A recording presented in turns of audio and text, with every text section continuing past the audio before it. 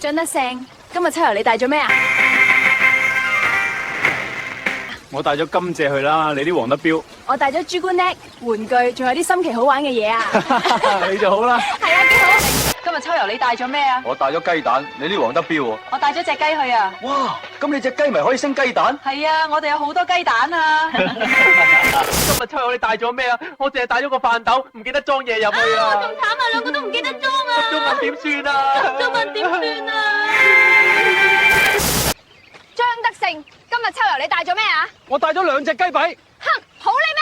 我帶咗4隻雞髀，我帶8隻，我帶咗100隻，我1000隻，我1萬隻，我10萬隻，我100萬隻，我1000萬隻，我10億隻，我10億隻，我100億隻，我1000億隻，我1000億隻。今日秋遊你帶咗咩啊？我帶咗蠟燭，咁就可以食燭光晚餐啦。你中意食蠟燭？係我哋食燭光晚餐啊！我同你一齊食蠟燭。講個唔明，調下個腦啦！今日秋遊你帶咗咩啊？我帶咩關你咩事啊？唔講咪唔講咯，好巴閉咩？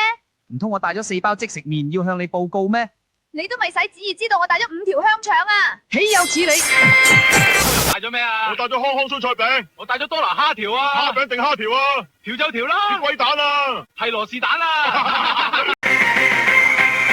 抽乜油啊？你哋做晒作業冇？啊，背咗書冇？預習咗冇？你講嘢咁唔臭米氣嘅，因為我個名就叫唔臭米氣，變身。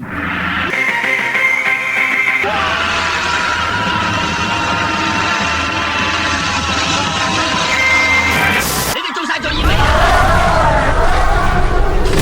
好啊，醒咗啦！流星錘馬，流星錘馬，活塞！